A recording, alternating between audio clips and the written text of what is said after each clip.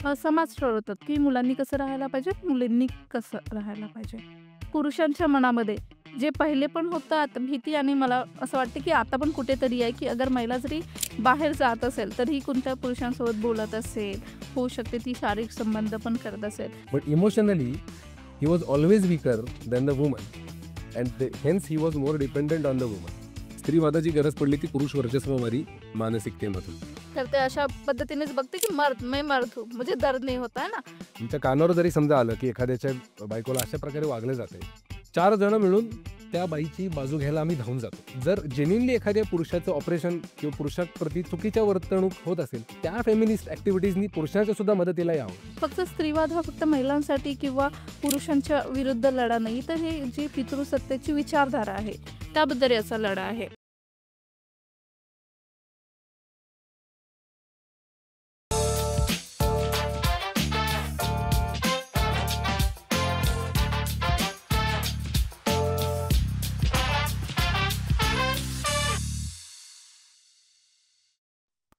Hello and welcome to let's talk taboo. एक असा podcast जिथे इंटरजनरेशनल कॉन्व्हर्सेशन 2 पिढ्यांमधला संवाद घडवून आणण्याचा आम्ही प्रयत्न करणार आहोत. I am your host Sai Joshi आणि आज आपण जो विषय घेतला आहे that is feminism and it's perception. खूप महत्त्वाचा विषय असा आहे. हा टॅबू टॉपिक्सबद्दल बोलत असताना अनेक मिसकन्सेप्शन्स किंवा स्टिग्मा या विषयाशी जोडले गेलेले आहेत. त्यामुळे ह्याच्याबद्दल बोलणं हे खरंच आम्हाला महत्त्वाचं वाटलं. त्यामुळे आज आम्ही हा विषय घेऊन तुमच्यासाठी आलेलो आहोत. आणि आजच्या एपिसोडला ज्यांनी स्पॉन्सर केलं आहे ते Chaitanya. Chaitanya is an NGO working in Maharashtra, Madhya Pradesh and Chhattisgarh. गेल्या 3 दशकांपासनं या तिन्ही राज्यांमध्ये त्यांचं काम सुरू आहे. विमेन एम्पॉवरमेंट आणि कम्युनिटी डेव्हलपमेंटच्या भोवती रिव्हॉल्व्ह होणारं असं त्यांचं काम आहे. त्याच्यात सेल्फ हेल्प ग्रुप्स असतील किंवा विलेज लेड ऑर्गनायझेशन्स, फेडरेशन्स या संदर्भातलं काम हे त्यांचं सुरू आहे आणि आजच्या एपिसोडला त्यांनी आपल्याला स्पॉन्सरशिप दिली आहे. त्यामुळे थँक यू चैतन्य. आणि आज आपल्याकडे जे गेस्ट्स आले आहेत त्यातल्या एक योगिता झिलपेताई. त्यासुद्धा सध्या चैतन्यमध्ये स्टेट कोऑर्डिनेटर म्हणून कार्यरत आहेत आणि पुणे, मध्य प्रदेश, छत्तीसगड अशा ठिकाणी त्यांनी ग्राउंड लेव्हलला काम केलेलं आहे. MSW त्यांनी केलेलं आहे वर्ध्याहून आणि एज्युकेशन आणि जेंडर या क्षेत्रात त्यांनी त्यांचं बरंच काम केलेलं आहे. गांधी फेलोशिप पण त्यांना मिळालेली आहे आणि त्याची प्रॅक्टिस पण त्यांनी 2 वर्ष केलेली आहे. त्यामुळे फेमिनिझम या विषयावर बोलण्यासाठी त्या आज आपल्याकडे आलेल्या आहेत. आपले जे दुसरे गेस्ट आहेत, आम्हाला असं वाटतं की हा विषय बोलत असताना main should be also included in this conversation. त्यामुळे प्रांजल अक्कलकोटकर दादा आपल्याकडे आलेले आहेत.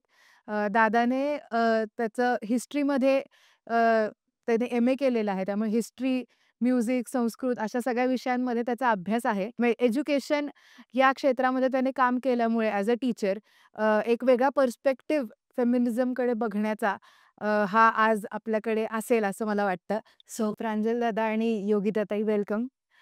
मला तुम्हाला पहिला प्रश्न असा विचारायचा आहे की फेमिनिझम या विषयावर आपण जेव्हा बोलत असतो, तर जेंडर हा त्याच्या मुळाशी आहे. सो जेंडर कन्स्ट्रक्ट किंवा म्हणजे असोसिएटेड बायोलॉजिकली असोसिएटेड जेंडर आणि आपण निर्माण केलेलं जेंडर ह्याच्याबद्दल काय वाटतं तुम्हाला?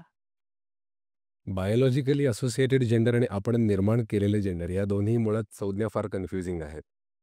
फेमिनिझम किंवा एकूणातच हा जो तुम्ही आज विषय निवडलेला आहे त्याचं याची व्याप्ती जर बघायची असेल, तर आपण थोडंसं त्याला भारतीय तत्त्वज्ञानाच्या दृष्टिकोनातून बघितलेलं श्रेयस्कर असं मला नेहमी वाटतं. आपल्या भारतीय तत्त्वज्ञानामध्ये पुरुष आणि प्रकृती हे परमात्म्याचे 2 स्तंभ मानलेले आहेत. त्या पुरुष तत्वाचं आविष्करण हे मेल्स या स्वरूपात होतं असं मानलं जातं आणि प्रकृती तत्वाचं आविष्करण हे फिमेल्स या स्वरूपात होतं असं मानलं जातं. पण ते इतकंच सीमित नाही आहे. पुरुष तत्वाचं आविष्करण हे काही नॉन लिव्हिंग थिंग्सच्या स्वरूपातही होतं. स्त्री तत्वाचं आविष्करण हे काही नॉन लिव्हिंग थिंग्सच्या स्वरूपातही होतं, असं आपली भारतीय दर्शनं सांगतात. उदाहरणार्थ मृत्तिका हे प्रकृती तत्वाचंच अवतरण मानलेलं आहे, बरोबर, आणि आकाश हे पुरुष तत्वाचं अवतरण मानलेलं आहे. फेमिनिझम किंवा एकूणात ही व्याप्ती बघताना आपण जर या विषयाला थोडंसं एक भारतीय तत्त्वज्ञानाच्या दृष्टीने बघितलं, तर पुढची आपली सगळी चर्चा ही वेगळ्या प्रकारे आपल्याला ड्राईव्ह करता येईल असं मला वाटतं. ओके. मला असं वाटतं की जेंडर हे समाज आधारित आहे. जसं समाजाने म्हणजे जेव्हा बाळ जन्माला येते, तेव्हा आपण त्यांच्या लिंगवरून ओळखते की हे मुलगा आहे की मुलगी आहे. पण समाजाने असं केलेलं आहे की अच्छा मुलगी आहे तर तिचे केस लांबच असले पाहिजे, है ना? मुलगा असेल तर तो शॉर्ट केसनं राहणार किंवा नंतर आपण असं पण बघतो की त्यांचा ड्रेस सेटअप कसा असायला पाहिजे. जेव्हा आपण बघतो की जन्मल्यानंतरच एखाद्याचं आपल्याला बोलवायला येते की नामकरण आहे किंवा वाढदिवस आहे, तर आपण सगळ्यात पहिले प्रश्न हाच येतो की ही मुलगी आहे की मुलगा आहे? आणि त्यानुसार असं ठरवलं जातं की अगर ती जरी मुलगी असेल, तर मग तिच्यासाठी काय न्यायचं आहे, तर किचन सेट घेतला जातो. किंवा तिच्यासाठी मग घरातल्या अशा वस्तू नेल्या जातात, की जे फक्त घरापर्यंत सीमित असेल. आणि तेच जरी मुलगा असेल, तर मुलांसाठी बाहेरच्या वस्तू, क्रिकेट झालं, कार झालं, अशा पद्धतीने समाजाने जेंडर सेट केलेला आहे. मला असं वाटते कारण की समाज ठरवतात, की मुलांनी कसं राहायला पाहिजे, मुलींनी कसं राहायला पाहिजे. तर माझ्या दृष्टिकोनातून बरोबर आहे. मग असं आपण म्हणत असताना मग फेमिनिझमची गरज भासते का? म्हणजे एक टर्मिनॉलॉजी ॲज सच नाहीये फेमिनिझम. काहीतरी त्याच्या अवतीभोवती रिव्हॉल्व होणारी आहे आणि भारतीय तत्त्वज्ञानाचा तो उल्लेख केला. तर फेमिनिझम ही कन्सेप्ट ही वेस्टर्न कल्चर्समधनं आपल्याकडे आलेली आहे. सो त्याची काही हिस्ट्री किंवा त्याच्याबद्दल काही सांगू शकाल? आता मुळात फेमिनिझम हा शब्द जो आहे, त्याचा उदय हा साधारण 18व्या-19व्या शतकातला आहे. तर मेरी वोllस्टोनक्राफ्टला फेमिनिझमची जनक मानलं जातं. आणि फेमिनिझम हा शब्द जो आहे तो कॉइन केलेला आहे चार्ल्स फुरियर नावाच्या माणसाने. सो या दोन्ही संज्ञा या पाश्चात्य आहेत आणि अगदी अलीकडे आलेल्या आहेत. 18-19व्या शतकामध्ये ते आलेले आहेत. त्यामुळे फेमिनिझमचा आपल्याला जर व्याप्ती बघायची आणि आपण जर पाश्चात्य पद्धतीने बघायला गेलो, तर आपला प्रवास फक्त मागच्या 200 वर्षात संपेल. पण स्त्री ही लाखो वर्ष अस्तित्वात आहे. ह्युमन काइंड ही लाखो वर्ष अस्तित्वात आहे. त्यामुळे मला असं वाटतं की फेमिनिझम या संज्ञेच्या पाश्चात्य उगमाकडे वळण्यापेक्षा आपण एकूणच स्त्री आणि तिचं आविष्करण असा एक मोठा आवाका जर विचारात घेतला, म्हणजे आजच्या तथाकथित फेमिनिस्ट्सनी सुद्धा फक्त ती 150-200 वर्षाची संकुचित परंपरा ही आपली परंपरा न मानता ही लाखो वर्षापासून जी प्रक्रिया चालत आलेली आहे, त्याचा जर मागोवा घेतला, तर त्यांचंही जे काय त्या विषयाप्रतीचं आकलन आहे, ते जास्त व्याप्त होत जाईल. तुम्हाला काही ॲड करायचंय? मला असं वाटतं, की जे स्त्रीवाद शब्द आहे तिथे आपल्याला कुठेतरी असमानता दिसून येते. म्हणून त्याची सुरुवात झालेली ना, की हे फक्त पुरुषांविरुद्ध आहे किंवा एका व्यक्तीविरुद्ध. हं. तर ह्यालाच पुढे जोडून असं, की अ, जेव्हा आपण म्हणतो, की खूप मागची पार्श्वभूमी आपण लक्षात घेतली पाहिजे. पण मग त्याला म्हणजे हा शब्द आला किंवा ही मूव्हमेंट सुरू झाली, यालाही काहीतरी कारणं असतील. तर मग ती डेव्हलप कशी झाली? जेव्हा आपण स्त्रीवाद हा शब्द म्हणतो, तर मुळात वाद म्हणजे आपल्याला असं वाटतं, की वादविवादमधला वाद किंवा हं. भांडणं. पण मुळात वाद या शब्दाचा धातू जो आहे तो विद धातू आहे. विद इज टू नो. विदवरूनच वेद हा शब्द आलेला आहे. आणि जेव्हा त्याला एक आयामार्थक वा असा तो एक जेव्हा अक्षर येतं, त्या वादचा अर्थ आहे ज्ञानासाठी केलेली धडपड. स्ट्रगल फॉर नॉलेज त्याला म्हणतात वाद. आणि मग तो वादविवाद शब्द आणि आज आपल्या रूढ सगळ्या भाषेमध्ये वाद हा शब्द वेगळ्या प्रकारे प्रचलित आहे. तू जे म्हणत आहेस, की स्त्रीवादाची गरज का पडली? हा कळीचा मुद्दा आहे, की गरज का पडली? पुरुषवादाची गरज का नाही पडली? बरं. तर ह्याला मी कारण नक्की असं सांगू शकतो, की ह्याला निश्चितरित्या कुठेतरी तत्कालीन पुरुषांची वर्चस्ववादी मानसिकता जबाबदार आहे. आपण जेव्हा आदिम काळात जगत होतो, जर आपण मानवजातीचा इतिहास सगळा पाहिला, तर जवळपास 2 लाख वर्षांचा इतिहास आहे. म्हणजे आपण ह्युमनॉइड्स होतो. मग आपण ती सगळी सगळी फेज होती. मग आता होमो सेपियन आपण आज आहोत. पण त्याच्या आधी होमिनिड्स होते किंवा अशी एक मोठी श्रेणी निर्माण झालेली आहे. सेपियन्स नावाचं जर युval नोआ हरारीचं पुस्तक तुम्ही वाचलंत, तर ते असं म्हणतात, की फक्त होमो सेपियन म्हणजे ही एकच प्रजाती नव्हती मानवाची. ह्या प्रजातीने मानवाच्या उरलेल्या आदिम प्रजाती नष्ट केल्या आणि म्हणून आज ही प्रजाती वर्चस्व गाजवत आहे. तर हा 2 लाखाचा आपण इतिहास जर बघितला, की त्याच्यामध्ये अर्थातच नर आणि मादी ही 2च डिनॉमिनेशन्स होती. त्याच्यामध्ये स्त्री, पुरुष किंवा भावा-भावांना वगैरेला काही स्थानच नव्हतं, कारण आपण भयंकर विपरीत परिस्थितीत होतो. त्या आदिम कालामध्ये अर्थातच जेव्हा एखादी स्त्री एखाद्या तिच्या बाळाला जन्म द्यायची, तेव्हा ते राहायचे कुठे? गुहेत राहायचे, झाडांचा आश्रय घेऊन राहायचे आणि अर्थातच श्वापद आसपास असल्यामुळे त्या स्त्रीला आणि तिच्या मुलाला संरक्षणाची नितांत आवश्यकता होती. ते संरक्षण कोण देऊ शकलं? तर तत्कालीन शरीर संरचनेनुसार प्रगत असलेले किंवा प्रगत असं नाही म्हणणार मी, ताकदवान असलेले नर, त्या प्रजातीतले नर हे ते संरक्षण देऊ शकले. आणि तिथपासून कुठेतरी तू मुलं सांभाळ, मी बाकीचं सांभाळतो, ह्या एका विचार प्रणालीचा उदय झाला असावा. तरी सुद्धा मला असं वाटत नाही की त्या काळामध्ये अ, वर्चस्ववाद ही गाजवण्याची सुद्धा मानसिक प्रगल्भता विकसित होती. गरजेनुसार जी कामांची विभागणी झाली त्याच्यामध्ये हे झालेलं आहे. कालांतराने आपल्या भावभावनांचा पण विकास झालेला आहे. भावभावनांची सुद्धा एक उत्क्रांती झालेली आहे. आणि मग तिथे ही स्त्री आहे, मी पुरुष आहे, मला अहंकार आहे किंवा मी न्यूनगंडात आहे, मी अहंगंडात आहे, हे सगळे भावनाचे कांगोरे उत्पन्न झाले असावेत. स्त्रीवादाची गरज पडली ती पुरुष वर्चस्ववादी मानसिकतेमधून. आणि या एस्पेशली मेडिव्हल एजेसमध्ये जे सगळे प्रकार घडले, स्त्रियांना शिक्षणाचा अधिकार नाकारण्यात आला, त्यांना सामाजिक स्थान त्यांचं खालावलं, कित्येक वेळेला त्यांना संपत्तीमधला सुद्धा अधिकार त्यांना सोडून द्यावा लागला, त्यांचं लैंगिक शोषण झालेलं आहे. कित्येक वेळेला जर एखादी स्त्री विधवा झाली किंवा तिचा नवरा लवकर गेला तर अन्य घटकांकडून तिला एक्सप्लॉइट केलं गेलेलं आहे. या सगळ्यातून कुठेतरी मला वाटतं की भारतामध्ये सुद्धा स्त्रियांमध्ये एक प्रचंड असंतोष होता, एक प्रचंड संतापाची लाट होती. पण ती व्यक्त करायला त्यांना कुठलाही वाव नव्हता. जो वाव त्यांना कधी मिळाला? जो त्यांना इंडियन रेनिसान्समध्ये मिळाला. आपल्यावर इंग्रजांचं राज्य होतं, पण इंग्रजांच्या राज्याचा एक चांगला परिणाम असा झाला की आपल्याकडे पाश्चात्य विचाराचं वारं व्हायला लागलं. वेस्टर्नाइज जे सगळी थिंकिंग होती, वेस्टर्नाइज जे सगळे अप्रोचेस होते ते आपल्याकडे यायला लागले. अर्थातच ते पहिले उचलले आपल्यातल्या पुरुषांनी आणि म्हणून हिंदू समाजातल्या सगळ्या समाज सुधारक चळवळी सुरू झाल्या. पण अर्थातच ते पर्कोलेट झालं. जे लोक आधी शिकले त्यांच्या घरात आपसुकच त्यांच्या मुली, त्यांच्या बायका, त्यांच्या कानावर ते शब्द पडले, त्यांना हक्कांची जाणीव व्हायला लागली. आणि मग साधारण आपण समजू शकतो की 1850च्या महाराष्ट्रात पाहिलं तर सावित्रीबाई फुले आहेत, तानाबाई शिंदे आहेत. 1850च्या दरम्यान स्त्रियांना सुद्धा कळलं की जर आपण आवाजच उठवला नाही तर आपली अवस्था अशीच चालू राहील. आणि म्हणून फेमिनिझमची पहिली जी डरकाळी आहे ती त्या 1850च्या साधारण स्पॅनपासून सुरू होते. आता आपण इंडियन कॉन्टेक्स्टमध्ये जर बोलत असू, तर मग भारतामध्ये ती कशी आली? म्हणजे आता सुरुवातीला आपण म्हणतो की घुंगट परंपरा वगैरे आपल्याकडे होती, ती मुळात आपली नाहीच आहे. सो ते भारतात आलं कसं? आणि आजच्या कॉन्टेक्स्टमध्ये त्याची गरज आहे का? किंवा त्याच्याबद्दल बोललं गेलं पाहिजे का? तर गेलं पाहिजे, कारण का आपल्या आजूबाजूला तशा गोष्टी दिसतायत. पण मग आपण कशा दृष्टीने त्याच्याकडे बघितलं पाहिजे असं तुम्हाला वाटतं? तर जसं आपण बघते की शेतीची जी सुरुवात आहे ती महिलांनी केली. कारण की आधी पूर्ण जे नर आणि मादा जे आपण म्हणतो स्त्री-पुरुष ते जंगलात राहायचे आणि त्यांना खाण्यासाठी बाहेर जावं लागत, शिकार करून ते खात होते. पण नंतर-नंतर आपण बघत गेलं की फक्त फूड हेच आपली एक आवश्यकता नाहीये, नीड नाहीये.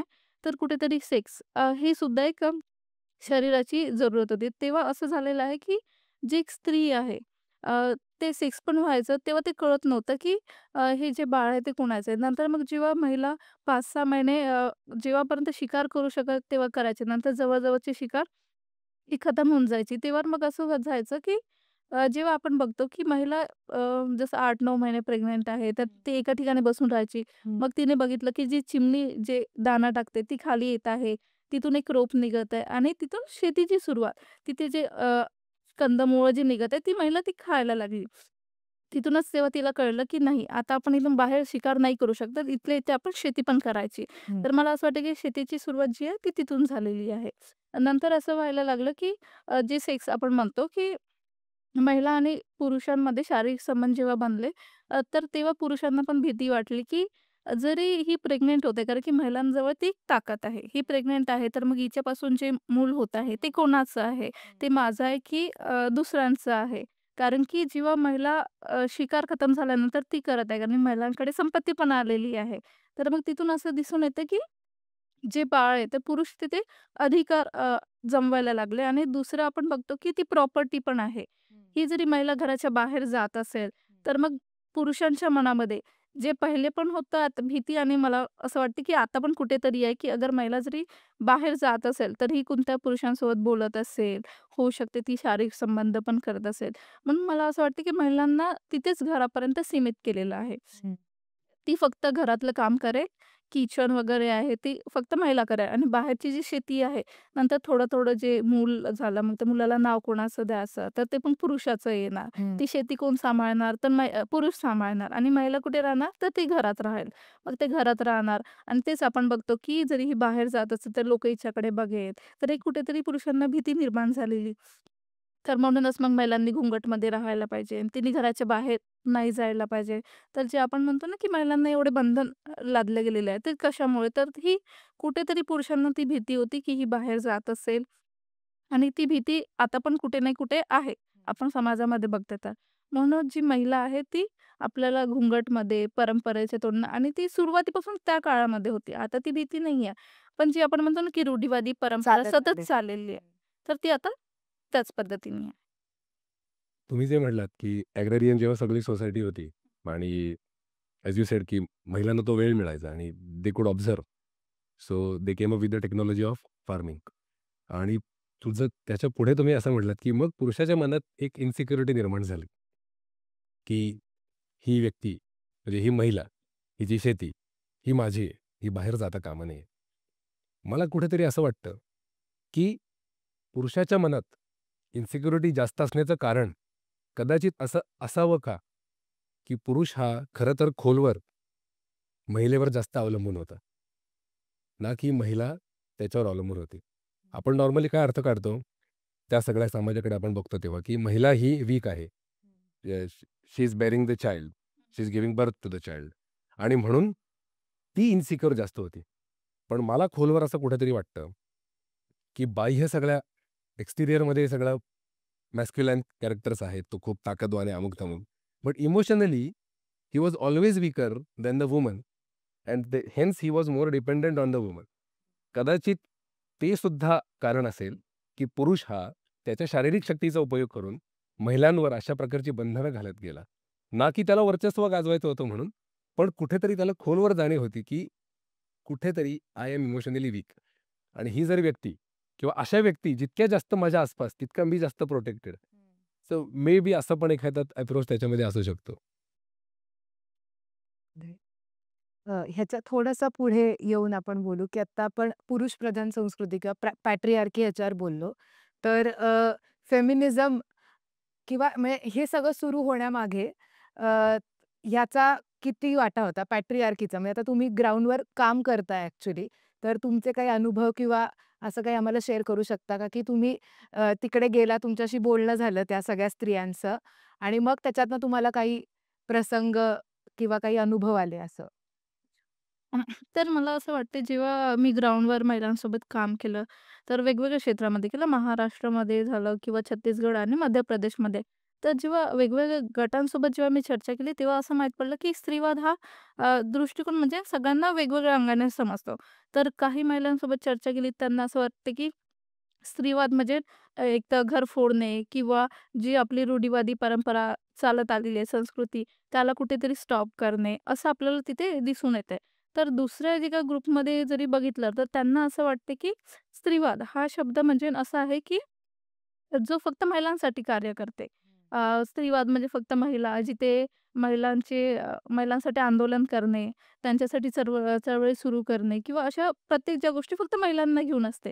पण स्त्रीवादाची संकल्पना तशी नाहीये. पण जेव्हा आपण काही आणखी दुसऱ्या गटांसोबत चर्चा करतो, तेव्हा असं लक्षात येतं, की त्यांना फक्त स्त्रीवाद हा फक्त महिलांसाठी किंवा पुरुषांच्या विरुद्ध लढा नाही, तर हे जी पितृसत्तेची विचारधारा आहे, त्याबद्दल याचा लढा आहे. तर इथे आपल्याला महिला आणि पुरुष दोन एकाच पातळीवर असायला पाहिजे, यासाठी हे स्त्रीवाद आहे. तर म्हणजे प्रत्येक ठिकाणी स्त्रीवाद हा शब्दाला वेगळ्या पद्धतीने घेतला जातो. अ, आणि त्यानंतर आपण त्यांना प्रश्न पण विचारले, जर तुम्हाला जे आधी पहिले स्त्रीवादाला फक्त निगेटिव्ह समजत आहे हं. आणि त्यांना जर जेव्हा आपण प्रश्न विचारते, की तुम्हाला बाहेर निघण्याची संधी मिळते का? नोकरीमध्ये स्त्री-पुरुष समान दिसते का? जेव्हा तुम्ही घराच्या बाहेर जाताय, तर तुम्हाला परमिशन घ्यावं लागते, की तुम्ही स्वतः जाता? हं. कारण की पुरुषांच्या बाबतीत आपण बघतो, तर पुरुष अ, त्यांना एवढंच असतं, की मी बाहेर जात आहे. ते कधी येणार, कधी जाणार ते काहीच नाही. पण महिला जरी थोडंसं जरी जात असेल, तरी तू कुठे गेली होती? इव्हन हे पुरुष म्हणजे ना, एक त्यांचे पती सासरे आणि मुलांकडून पण हे प्रश्न खूपदा आपल्याला दिसते. तर स्त्रीवाद हा फक्त शब्द म्हणजे संकल्पना याची खूप वेगळी आहे. हं, आणि खूपदा आपण जेव्हा एक एक्झाम्पल आम्ही असेच ग्रुपमध्ये महिलांना विचारत होतो, की "तुम्ही स्त्रीवादी आहे का?" हं.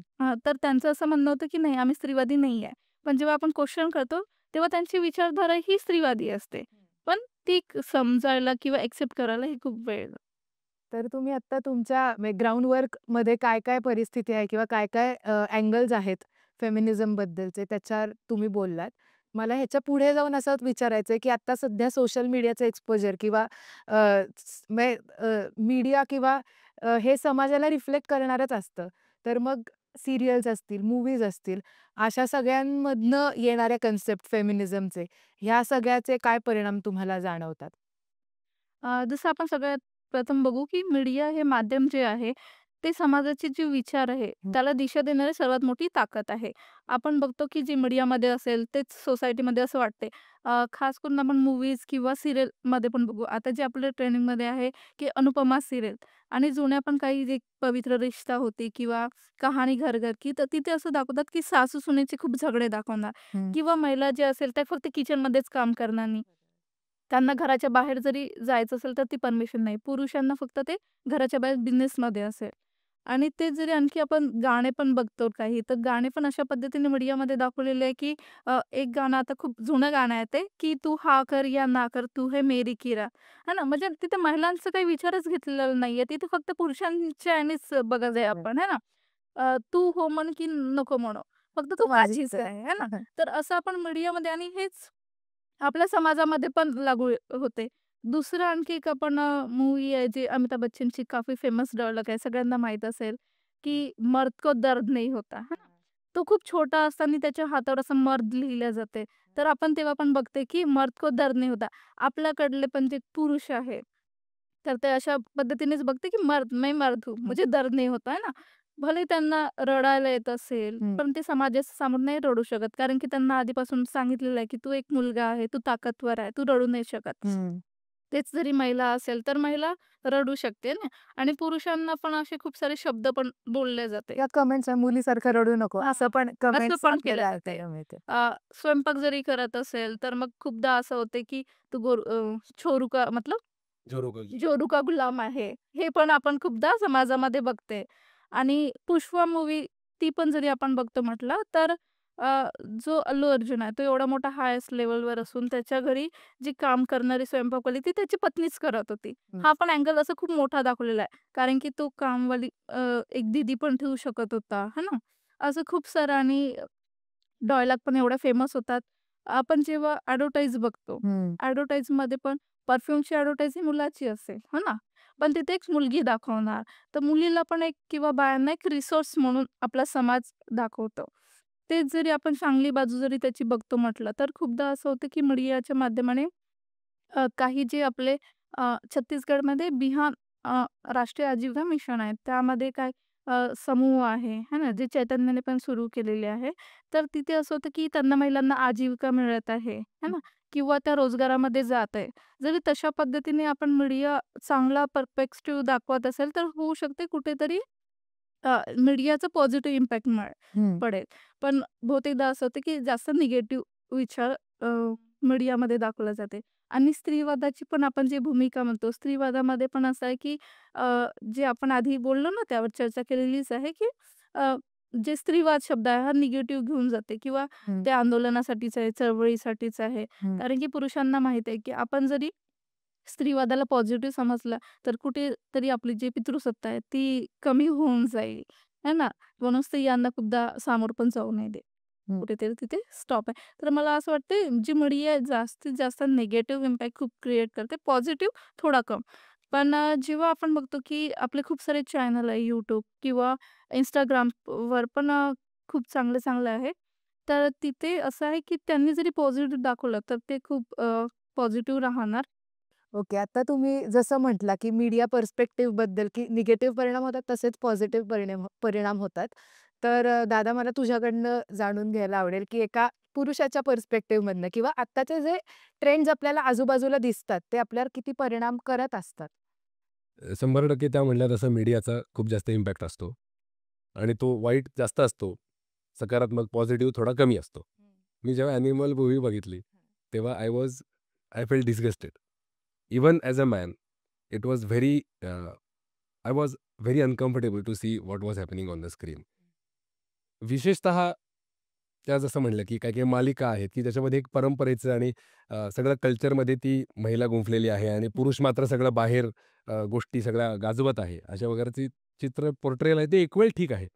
पण अ, ज्या मूव्हीजमध्ये एस्पेशली स्त्रियांना, महिलांना ऑब्जेक्टिफाय केलं गेलेलं आहे आणि त्याचा रसिकांकडून भरपूर प्रतिसाद सुद्धा आलेला आहे. म्हणजे animal movie if we see it it made huge Fortune.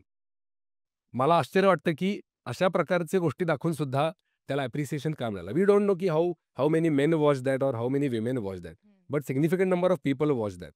My personal perception about such things being showcased in movies is that the movie makers should be very much responsible in the first place. Because जेव्हा असं काहीतरी portrayal ते मूव्हीमध्ये करत असतात, त्यांना पैसा मिळून जातो, ती मूव्ही बिझनेस करते. पण त्याचे जे रिपल्स उमटतात ती कित्येक वर्ष चालतात. आता अमिताभ बच्चनचे डायलॉग आपण आज सुद्धा म्हणतो. मग अशा प्रकारची ज्या गोष्टी दाखवल्या गेलेल्या आहेत त्याचा किती जनरेशनमध्ये खोलवर परिणाम होईल आपल्याला माहिती नाही.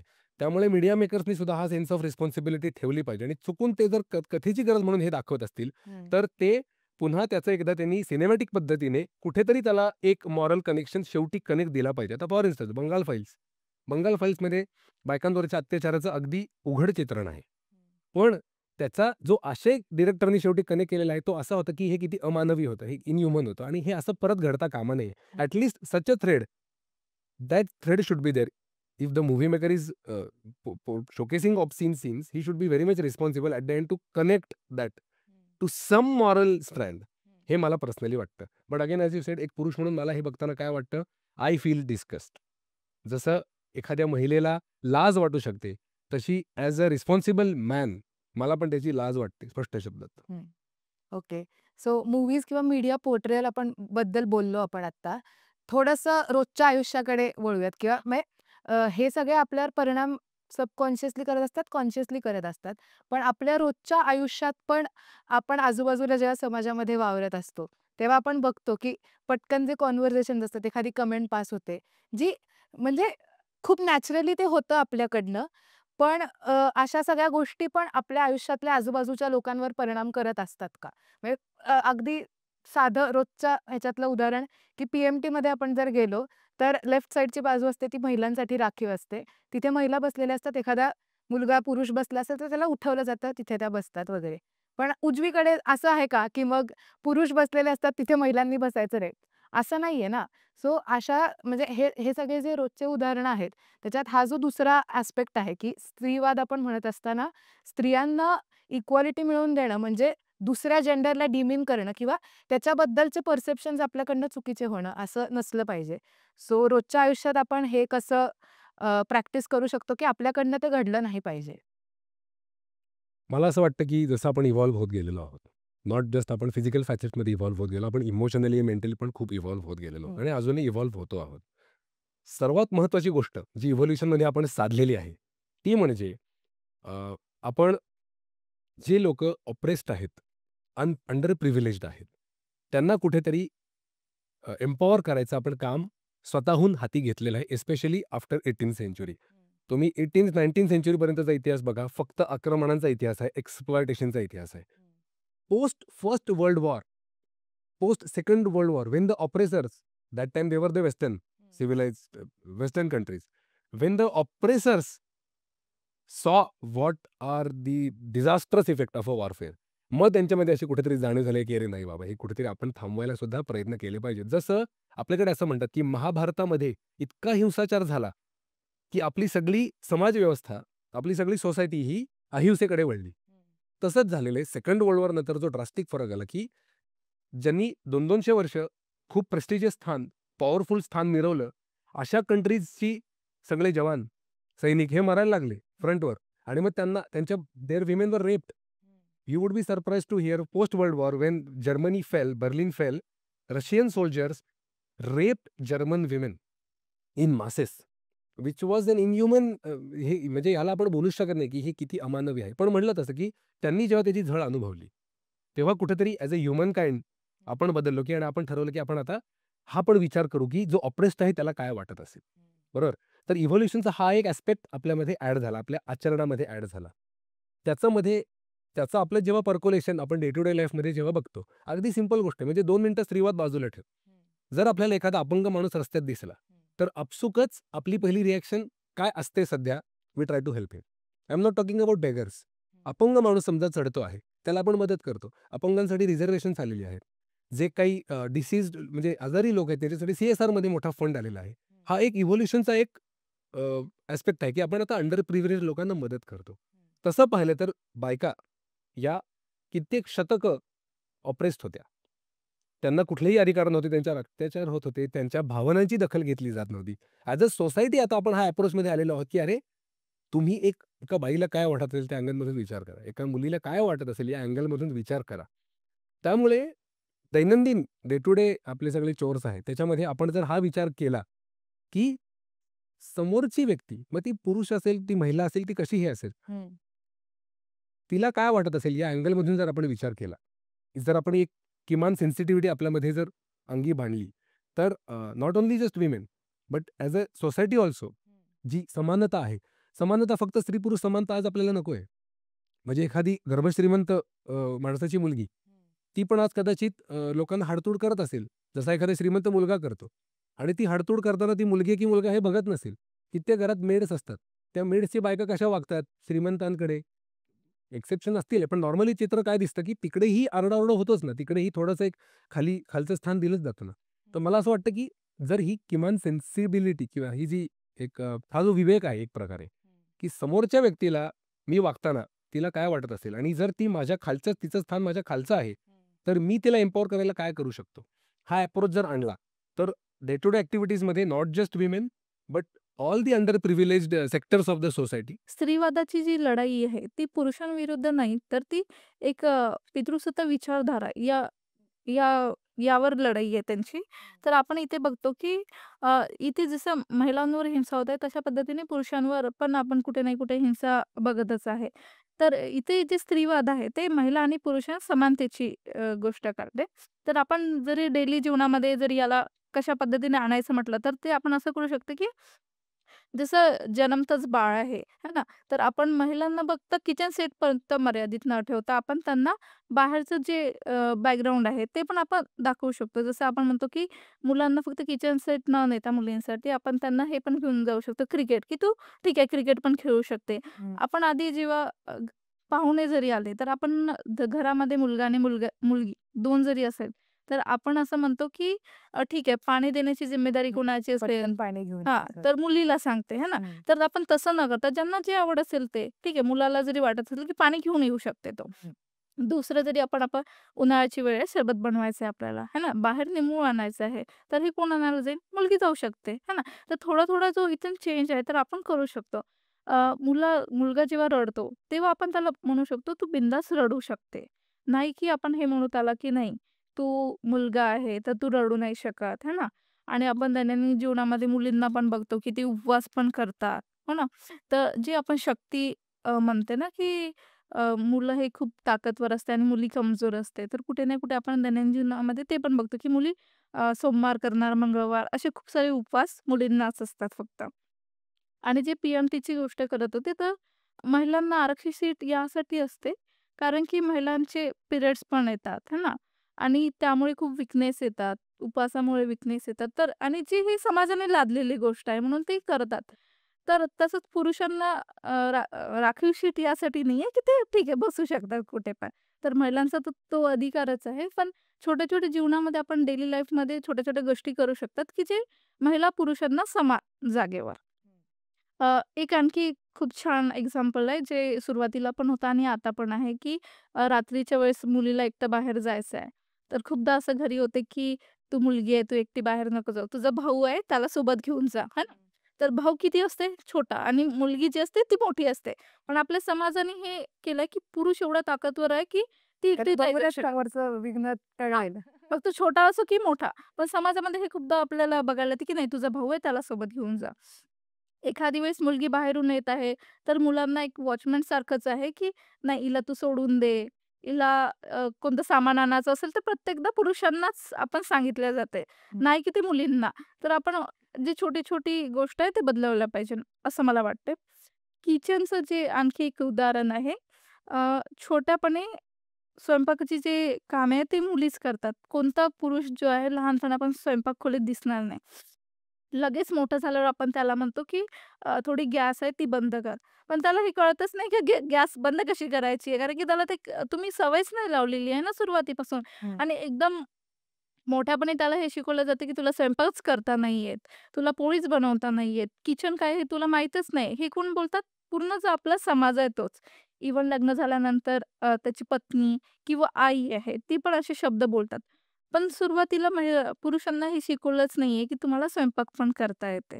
हो ना? तर असं मला वाटतं, की जे प्रत्येक गोष्ट आपण महिला आणि पुरुष या दृष्टिकोनातून बघतो, तर तसं न बघता दोघांना पण समान ठेवायला पाहिजे आणि प्रत्येक गोष्ट समानतेच्या दृष्टिकोनातून जरी आपण जाऊ, तर मला वाटतं, की ते एक दैनंदिन जीवनामध्ये खूप चांगल्या पद्धतीने येईल. आता हा जो तू मुद्दा बोललास त्यालाच इंटरसेक्शनल फेमिनिझम अशी टर्मिनॉलॉजी कॉइन केली की हेच की different forms of operation not in terms of gender discrimination सगळेच जे ऑपरेशनचे फॉर्म्स आहेत त्याला ब्रिज करणं आणि ॲज अ सोसायटी प्रोग्रेस करणं असा जो मुद्दा आहे तो खरंच महत्त्वाचा आहे आजच्या ह्याच्यात बोलणं.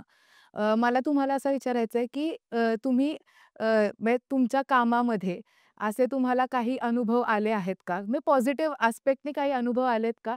ज्याचा जी उदाहरणं आपण सांगू शकतो आणि त्याच्याने काही पॉझिटिव्हिटी निर्माण होऊ शकते? याबद्दल एक असं पण आहे, की जसं महिलांसोबत आम्ही खूप सारे ट्रेनिंग घेतलं आहे. महिला आणि यूथसोबत पण माझं काम चाललेलं आहे. यूथमध्ये मुलं आणि मुली दोघांसोबत पण आहे.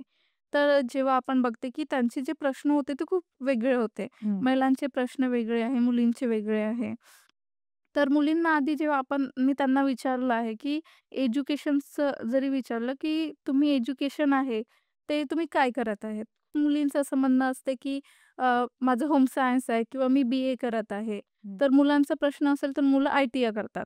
तर एज्युकेशनमध्ये पण असं आपल्याला दिसून येते, की अ, मुली जे आहे ते घरातलंच आणि मुलं जे बाहेर आहे. तर नंतर मग कुठे ना कुठे त्यांचा जेव्हा सेशनमधून किंवा जेव्हा आपण चर्चा करतो तेव्हा तो माइंडसेट कुठेतरी चेंज दिसून येतो. हं. जेव्हा आपले सुरुवातीला सेशन आणि नंतरचं जेव्हा त्यांचा विचार बघतो त्यामध्ये खूप फरक आपल्याला जाणवते. सुरुवातीला असं होत होतं, की मुलं आणि मुली एका सेशनमध्ये एकत्र नव्हते बसत. हं. मुलं आले तर मुली उठून जायच्या किंवा मुली असेल तर मुलं उठून जायचे.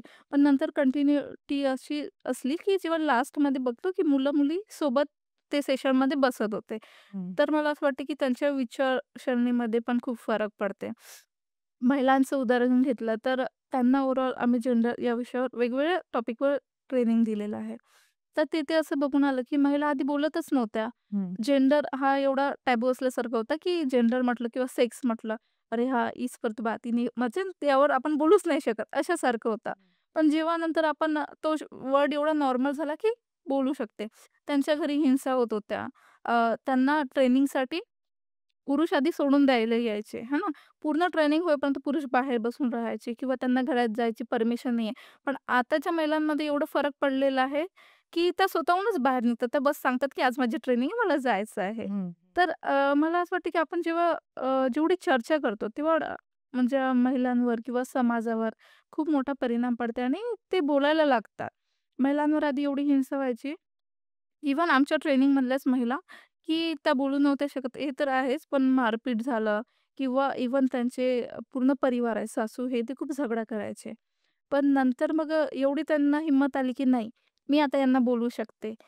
कारण की ती हिंसा होती आणि ते त्यांच्या विरोधात होतं, की तुम्ही कुठे जायचं नाही किंवा एज्युकेशन आणि छोट्या-छोट्या गोष्टीवरून महिलेला हिंसाचा छळ होतच असतो. हं. तर महिला नंतर बोलायला लागल्या. तर मला वाटतं, की कुठे ना कुठे तो परिणाम आपल्याला दिसून येतो. हं. तुम्ही आत्ता म्हणजे काय म्हणतात ग्रामीण भागात खूप एक्सटेन्सिव्हली काम केलंय त्यामुळे हे वेगळे अनुभव आम्हाला पण ऐकायला मिळाले. आपण अर्बन सेटिंगमध्ये आत्ता आहोत त्यामुळे ह्या प्रकारचे अनुभव किंवा थोड्या वेगळ्या प्रकारे इकडचा स्ट्रगल आहे असं मला वाटतं. तर थोडंसं अर्बन सेटिंगबद्दल दादा तुला काही ॲड करायला आवडेल का? म्हणजे उदाहरण ॲज सच नाही पण रोजच्या आयुष्यात काय करू शकतो आपण? बापरे! आता ह्यांचे जे ग्रामीण स्तरावरचे किंवा विविध स्तरावरचे जे काही अनुभव आहेत महिलांसोबतचे, माझे तसे काही since I don't work in that domain, मला तसे काही अनुभव अजून नाही आहेत. पण डेफिनेटली अर्बन सेटिंगमध्ये I have been brought up in urban city, in an urban setting. So माझे सगळे मित्र जे माझ्यासोबत आहेत, कॉलेजमध्ये सुद्धा, सो मुलींकडे बघण्याचा एक अप्रोच म्हणा किंवा सध्या सुद्धा most of us are married, तर आमच्या बायकांकडे बघण्याचा अप्रोच म्हणा. त्याच्यामध्ये मला ड्रास्टिक फरक एवढा नक्की जाणवतो, की ओव्हर पास्ट फ्यू इयर्स आमच्यापैकी कोणीच असा जर अ, महिलांप्रती दुराचरण करणारा किंवा महिलांप्रती चुकीच्या काही गोष्टी करणारा जर आम्हाला आढळला, तर we ourselves try to check him. We do not encourage, neither do we appreciate if any of our friends who have been brought up in an urban setting are doing so. आमच्या कानावर जरी समजा आलं, की एखाद्याच्या बायकोला अशा प्रकारे वागलं जातंय, तर चित्र आता थोडंसं उलटं असं आहे, की 4 जण मिळून त्या बाईची बाजू घ्यायला आम्ही धावून जातो. आणि उलटं मी तुम्हाला सांगतो, माझ्याच कित्येक मित्रांना आता प्रॉब्लेम असा जाणवतो आहे, की त्यांच्या घरातल्या ज्या काही महिला आहेत, जर त्यांनी एक्सेसिव्ह ॲग्रेशन दाखवलं, तर त्यांच्या बाजूने बोलणारे आता खूप कमी लोकं आहेत. हा मी एकतर लाईव्ह प्रॉब्लेम सिटीमधला तुम्हाला नक्की सांगू शकतो. ऑफकोर्स त्याचं प्रमाण अत्यल्प असेल, खूप कमी असेल, मे बी. पण ह्याबद्दल सुद्धा जे फेमिनिस्ट ॲक्टिव्हिटी, जसं या म्हटलं, की फेमिनिझम हा पुरुषांच्या विरोधात नाही आहेत. तर मग त्यावेळेला जर जेन्युइनली एखाद्या पुरुषाचं ऑपरेशन किंवा पुरुषाप्रती चुकीच्या वर्तणूक होत असेल, तर त्या फेमिनिस्ट ॲक्टिव्हिटीजनी पुरुषाच्या सुद्धा मदतीला यावं, अशी आमची मग अर्बन सेटिंगमधल्या पुरुषांची अपेक्षा आहे. एक सिंपल गोष्ट आहे, की महिलांना हक्काची मॅटर्निटी लीव्ह मिळते. But father is equally attached with his child. म्हणजे मुलाच्या जन्मानंतर वडिलांनी कामाला लागायचं. त्याला कसलीही सवलत नाही, काही नाही. मग अशा प्रकारे फेमिनिस्टनी पण एखादं आंदोलन करावं, की आमच्या नवऱ्यांना सुद्धा आमच्यासोबत एक किमान 2 महिने, किमान 1 महिना तरी रजा मिळावी. सो अर्बन सेटिंगमधलं किंवा एकूणातच जे संवेदनशील नागरिक आहेत, पुरुष नागरिक आहेत, male citizens who are responsible citizens, we also expect की the feminist activists would come to our help also in if we need them. अजून एक मुद्दा, वर्कप्लेसमध्ये सध्या पॉश ॲक्ट जो आहे, हे खूप डिस्क्रिमिनेटरी नाही आहे का, की पॉशचा लाभ हा फक्त महिला घेऊ शकतात. एखाद्या पुरुषाविरोधात जर असं काही झालं, तर त्याच्या मदतीला कायदाच नाही आहे. मी सुद्धा जेव्हा पहिल्यांदा पॉशचं सेशन अटेंड केलं, तेव्हा मी याच बुद्धीने अटेंड केलं, की POSH is against all sorts of sexual harassments. I was shocked to know at the end of the session that it is just for women. वर्कप्लेसवरती I have myself been a victim of workplace harassment coming at me from a woman officer. I couldn't go to anyone. I felt helpless. I had to resign my job. I am not, म्हणजे मी या प्लॅटफॉर्मचा उपयोग काय माझं दुःख प्रगट करायला करत नाहीये. But equally certain it is, की माझ्यासारखे असंख्य पुरुष आहेत, they also must have faced such sorts of mental and physical harassment. बरोबर. मग आपण ह्याच्याच पुढे, की पॅट्रिआर्की बद्दल बोलत असताना इट इज नॉट अबाउट की it is detrimental to everybody. It is not just limited to women, की महिलांना त्रास होतोय पुरुष प्रधान संस्कृती इतकंच ते सीमित नाहीये, असं तुम्हाला वाटतं का? हां. आपण जर इथे आणखी बघतो म्हटलं, तर जेव्हा आम्ही यूथसोबत सेशन घेते, मुलांसोबत, तर तेव्हा असं दिसून येते, की मुलांना पण असं वाटतं, की जे आरक्षण आहे ते सगळं मुलींना मिळत आहे, महिलांना मिळत आहे, आम्हाला का नाही आहे? तर तिथे असं दिसून येते, की समाजाने पुरुषांवर एवढं म्हणजे पितृसत्ता लादलेली आहे, की नाही जॉब करायचा आहे तुम्हाला, फॅमिली कोण सांभाळणार तर तुम्ही. कारण की जेव्हा आपण मुलांना खूपदा विचारते, की तुम्ही एज्युकेशन का घेताय? तर खूप लोकांचं असं असतं, की नाही मला सामोरं जाऊन जॉब करायचा आहे. करता पुरुष आहे घरात. करता पुरुष आहे. फॅमिली त्यालाच सांभाळायची, आई-वडील त्यालाच सांभाळायचे किंवा आपण हे पण बघतो, की मुलं पण त्याचीच जिम्मेदारी आहे, है ना? मुलाला असं आहे, की तुला बॉडी बनवायचीच आहे आणि प्रेशर तेवढं आहे मुलांवर, की खूप जास्त आपल्याला ते दिसून येते.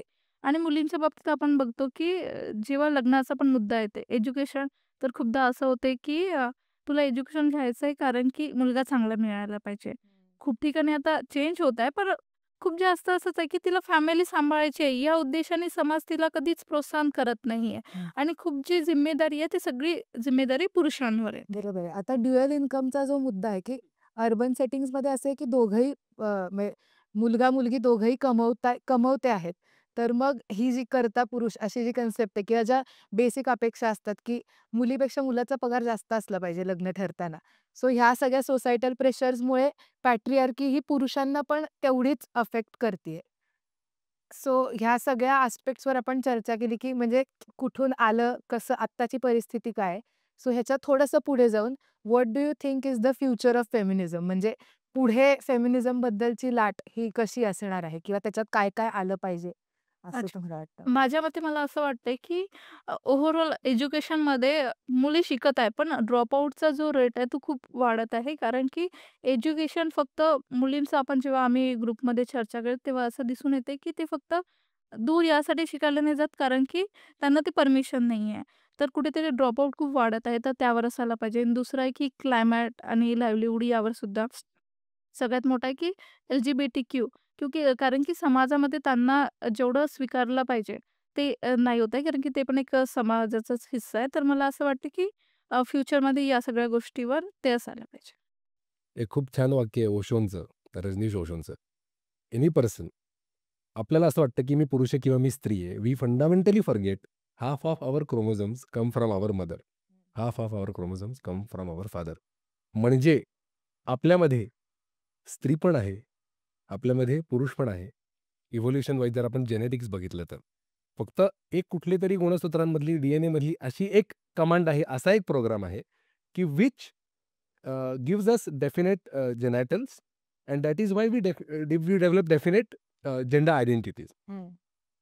स्पीकिंग ऑफ फेमिनिझम अथवा पॅट्रियार्की, पुढची लाट जी काय आहे, म्हणजे अगदी सामान्य प्रश्न आहे, की would feminists be actively fighting for lesbian rights also? Would feminists be किंवा 2 लेस्बियन्समध्ये समजा काही व्हायलन्स झाला, कॉन्फ्लिक्ट झाली आणि एक लेस्बियन डॉमिनेट करते दुसऱ्या तिच्या पार्टनरला. मग त्याच्यामध्ये सुद्धा काय-काय लीगल अधिकार किंवा अशी पण एक फाईट पुढच्या सगळ्या विचारांमध्ये फेमिनिस्टना घ्यावी लागू शकते किंवा ती एक त्या लाटेचा घटक असू शकतो. मी म्हटलं तसं पुरुषांप्रती सुद्धा म्हणजे जर ती feminism is not limited for women. Basically feminism हा जसं एक आपले सरसंघचालकांचं वाक्य आहे, हिंदुत्व मुस्लिमांशिवाय अपूर्ण आहे. That was a very controversial statement that they made.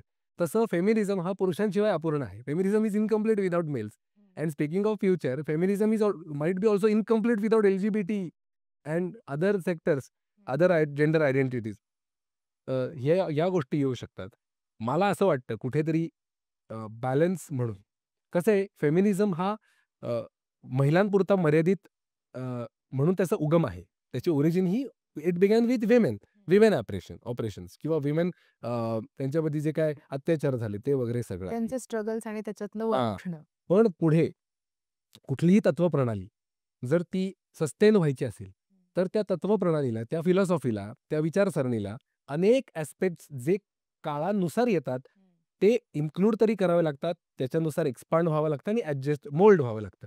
जर या गोष्टींमध्ये फेमिनिझम खरा उतरणार असेल, तर feminism would survive, grow and it would be more inclusive. It would also within feminism also there would be many facets coming that would be making it more and more inclusive.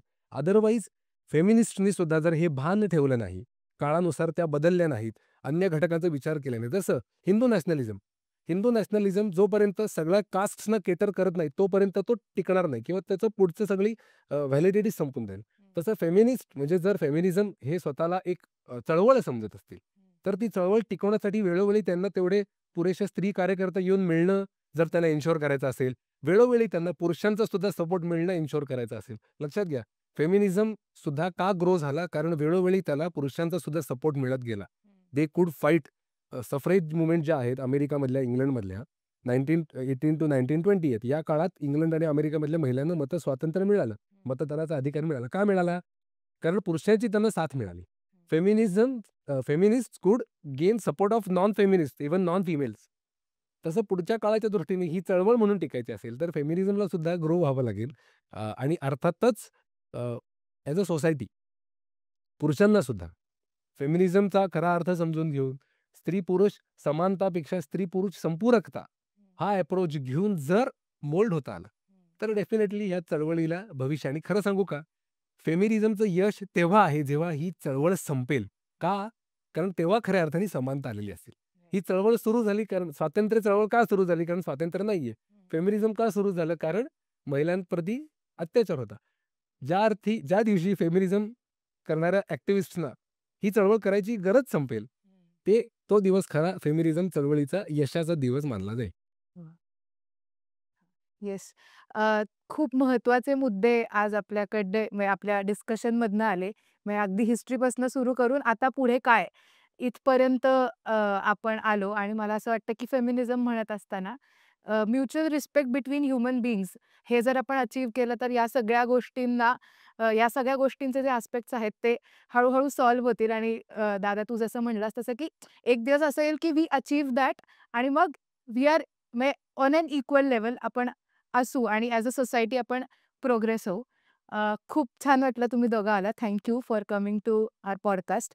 आणि taboo topic असं म्हणत असताना खूप वेगळे मुद्दे आले ज्याच्याबद्दल चर्चा होत नाही आणि इंटरजनरेशनल कॉन्व्हर्सेशन असं म्हणत असताना की आमच्या पिढीत एक्सपोजर असणारी आमची जी पिढी आहे तिथनं आमच्याकडनं येणारे मुद्दे आणि तुम्ही ॲक्च्युली काम केलंय किंवा ॲक्च्युली पुढच्या जनरेशनमध्ये आहात. सो तुमच्याकडनं येणारे मुद्दे किंवा तुमचे विचार हे छान डिस्कस झाले.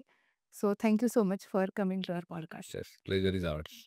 तुम्हाला आजचा एपिसोड आवडला असेल तर आमच्या चॅनलला लाईक, शेअर, सबस्क्राईब करा आणि टॅबू टॉपिक्स असं म्हणत असताना खूप वेगवेगळ्या विषयांवर आमच्या पॉडकास्टमध्ये चर्चा होतीये.